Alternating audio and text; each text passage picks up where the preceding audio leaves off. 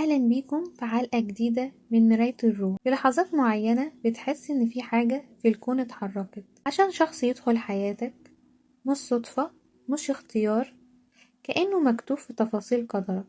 وهو توأم القدر. توأم القدر الشخص اللي بيجي في توقيت غريب، لكن حضوره بيغيرك للأبد. لكن في حد لما بيظهر بتحس إنك عرفته من أول ثانية، بتحس بالأمان، بالدهشة، وبخوف غريب، كأنك بتقابل مستقبلك قدامك. توأم القدر مش توأم روحك بالضرورة، هو الشخص اللي مكتوب يقلب صفحة من حياتك. ممكن يكون حب أو صديق أو حتى غريب تقابله دقيقة لكن تفضل فاكره طول العمر. العلاقات القدرية دايما فيها توقيت غريب، لكنها دايما بتسيب أثر.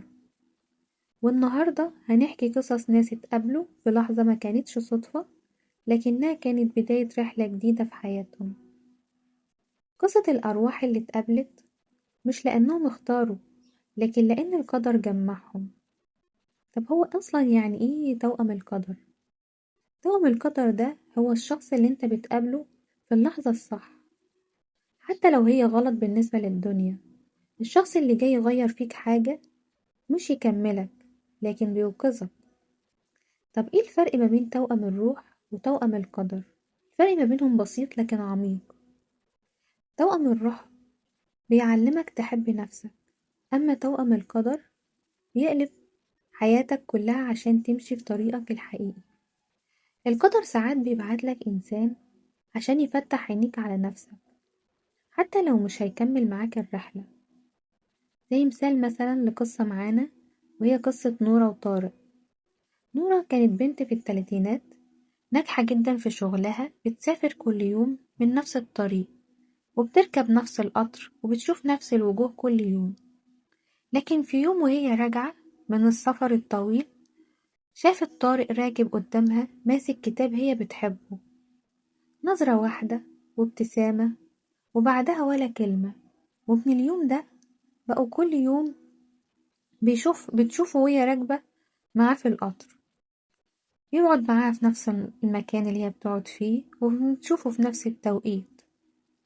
بدأت روحها تهدى لوجوده من غير ما يتكلموا. الغريب إن الكلام ما كانش ضروري، لكن كانت في حاجة بينهم بتتكلم لوحدها. مر شهور وبعدها اتكلموا لأول مرة. طارق قال لها: انت تعرفي ان انا حلمت بيكي قبل ما اشوفك؟ نورة وقتها ضحكت وقالت له: يمكن القدر كان بيجهز اللقاء ده من زمان. لما تقربوا من بعض اكتشفوا انهم بيكملوا بعض فعلا.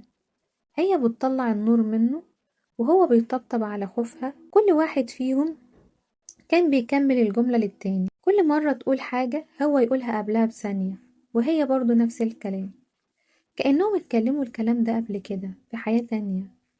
بس القدر ما كانش عايزها تبقى سهلة. كان بيحصل بينهم مشاكل كتير، وبيبعدوا ويرجعوا تاني، وكل مرة الدنيا تفرقهم القدر كان يجمعهم.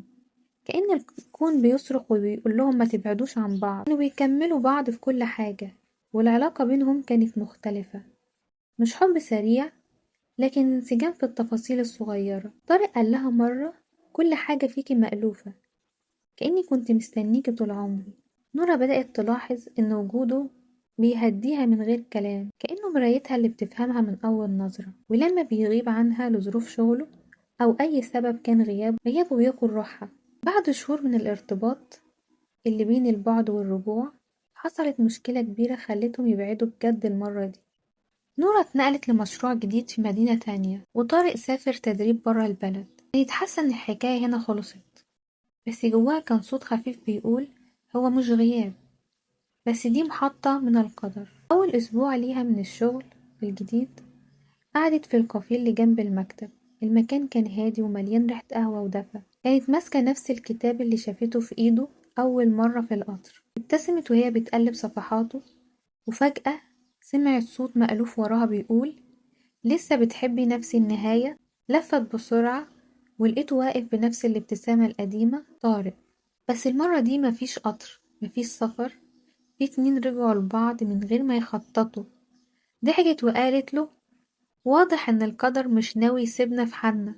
قال لها وهو بيقعد قدامها: القدر ما بيسيبش التوأم يضيعوا، هو بس بيأجل اللقاء لما نكون جاهزين نكمله صح. اليوم ده اتفقوا انهم ما يسيبوش بعض تاني ابدا، وبدأوا صفحة جديدة هادية حقيقية، مش حب خيالي، حب مليان فهم وسكوت مريح. نورة قالت مرة وهما ماشيين على الكورنيش: عارف، أنا مش حاسة إني بقابلك من جديد، أنا حاسة إننا كملنا من المكان اللي وقفنا عنده. ضحك وقال لها: يمكن لأن الحكايات اللي القدر بيكتبها ما فيهاش فصل أخير، فيها استكمال بعد كل فراق. وبعد شهور قرروا يحتفلوا بخطوبتهم في نفس القطر اللي جمعهم أول مرة. قعدوا في نفس المكان ونفس التوقيت، لكن المرة دي كان خاتم بسيط بيجمعهم بدل المسافة. طارق بص لها وقال لها: فاكرة أول مرة شفتك كنت قاعد قدامي، دلوقتي بقيت جنبي، مش ناوي أسيب المقعد ده تاني. نورة ضحكت والقطر بدأ يتحرك والدنيا بره بتمطر بخفة، لكن جواهم كانت الشمس طالعة. مش كل حب بيبدأ بصخب، أحيانا القدر بيكتب القصص الأجمل في صمت. اللي اتخلقوا لبعض مهما دار الزمن هيتقابلوا في نفس المقعد، بس بقلوب جاهزة المرة دي. وليه القدر بيجمعنا بناس؟ إن في أرواح محتاجة تصحى. ربنا بيبعت لنا ناس تكون المفاتيح بيفتحوا جوانا باب كنا قافلينه. أوقات القدر بيجمعك بحد مش عشان تكمل معاه، لكن عشان تتغير بعده. الناس دي بتيجي تعلمك معنى الصبر أو الغفران، أو إنك ما تستناش من حد يكملك. طب هي إيه أصلا علامات توأم القدر اللي لما أشوفها أعرف إن أنا في علاقة توأم قدري؟ بتحس وقتها براحة غير مبررة أول ما تشوفه، بتحصل ما بينكم مواقف غريبة أو صدف مستحيلة قبل اللقاء، بتحلم بالشخص قبل ما تقابله، بتحس إن الوقت بيقف معاه، تتعلم بعده دروس بتغير حياتك فعلا. القدر مش بيغلط، كل لقاء ليه معنى حتى لو الوجع كان جزء منه. القدر مش دايما بيفرض أوقات، بيختبرك، بيسيبك تمشي وتختار وبعدين يوريك إن اختياراتك كانت جزء من الكتاب. لو العلاقة دي بنت على صدق وصبر واحترام، القدر نفسه بيحميها، لأن مش كل علاقة قدرية بتكمل، لكن اللي كتبها القدر بعناية بتعيش العمر كله. العلاقة القدرية بعد ما بتكمل مش بتخلص، لكن كل يوم فيها امتحان جديد. لما بيكون الاتنين مؤمنين إنهم توأم القدر بيواجهوا الدنيا كجبهة واحدة مش كخصمين. وده الفرق بين الحب. في ناس بنقابلهم صدفة لكن حضورهم بيغير شكل الأيام، وفي ناس مش بنختارهم، القدر هو اللي بيختارهم لينا، يحطهم في طريقنا بهدوء، كأنه بيقول: خد بالك ده نصك التاني. نورة وطارق ما كانوش قصة حب عادية، كانوا دليل إن في أرواح اتخلقت تكمل بعضها حتى لو اتمشوا في طرق مختلفة. آخر بيتقابلوا عند نفس المحطة بنفس النظرة ونفس السلام. الحب مش دايما ضجيج ولا وعود، الحب الحقيقي هو السكون اللي بيحصل لما تلاقي أمانك في حد. والقدر هو الكاتب اللي ما بيغلطش في توقيته أبدا. يمكن يأجل اللقاء بس عمره ما بينسى يجمع التوأم اللي اتخلقوا لبعض. توأم القدر مش بس حب، ده وعد قديم بين روحين يتقابلوا وتفرقوا وتجمعوا تاني. الناس بتفتكر إن النهاية فراق، لكن في عالم القدر النهاية هي بداية من نوع تاني. لو قابلت توأم قدرك احترم الحكاية واحمد ربنا، لأن القلوب دي مش بتتكرر تاني. كنت معاكم في رحلة جديدة من القلب. توأم القدر، الحكاية اللي كملها القدر، لأن بعض الحكايات مش بتخلص، بنعيش في كل نفس وفي كل حب صادق. ما تنسوش تشتركوا في القناة وتفعلوا الجرس وتشاركوا الحلقة مع أصحابكم.